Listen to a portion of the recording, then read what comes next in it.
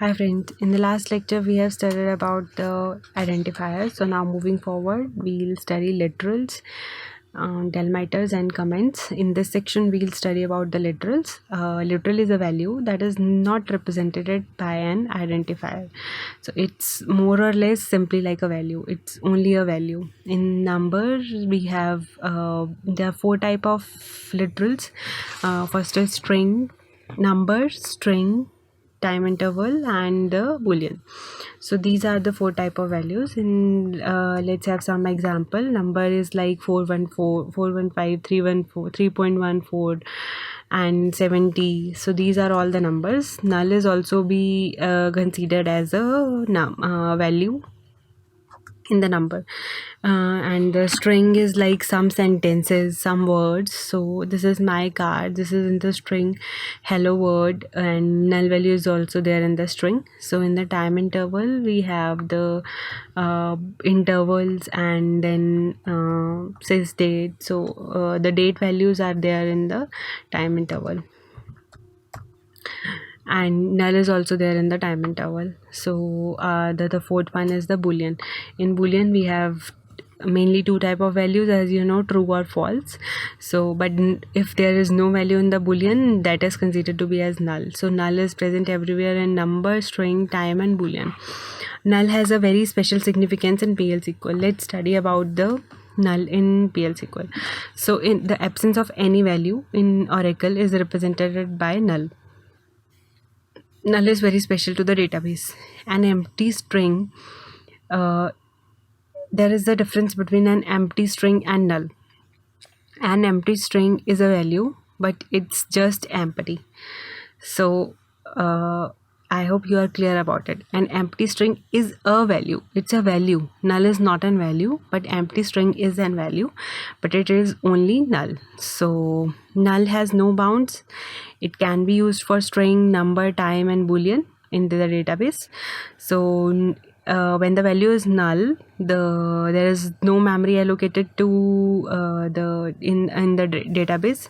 So with the null there are two type of expressions. If the expression is null, the condition is evaluated to true, and if the expression is not null, then the condition evaluates to false.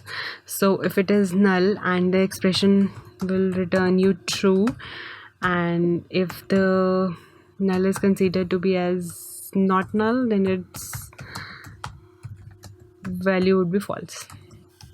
So let's have some example about it. Let's write a query for this null. We have created employee table, so we'll write select statement, select star from employee master table from let's alias it emp from emp, where sorry, let from I've already written. So where emp dot emp code, let's select one record, is null.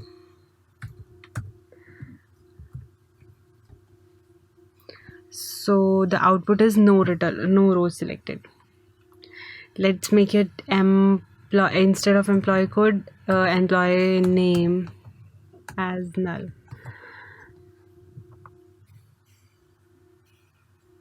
The name is not emp num, so it's emp first name as null. So that also gives you result of no rows selected here. So there is no null value present in this employee master table, where emp code is null, emp name is null. So let's insert one value in this insert. I've already written one insert. Let's copy paste that insert statement for that. So this is insert statement. In this, let's change the employee code as it was the it is the unique key. So we'll not insert any first name here. In place of first name, we'll write here null. Prefix is also null, and then last name is also null. Let's insert this record. So one row is committed, and then commit the record.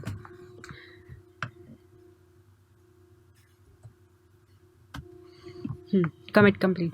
So the record with the null value is inserted. Now again we'll execute that our select statement, control F5. So one row is selected. Let's see the row result. We'll see the grid output.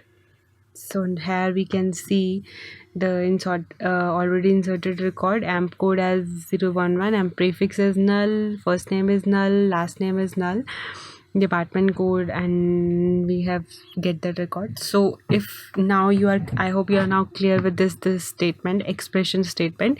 So if the null is true, if then there is any value, expression is true, then it will return some value, and if it is not null, expression is not true, then it will not return any value. So this is the significance of null, and how we use null in the in our SQL queries. So thanks about this. I'm all with this literals. Now in the next session we'll cover the delmiters. Thanks.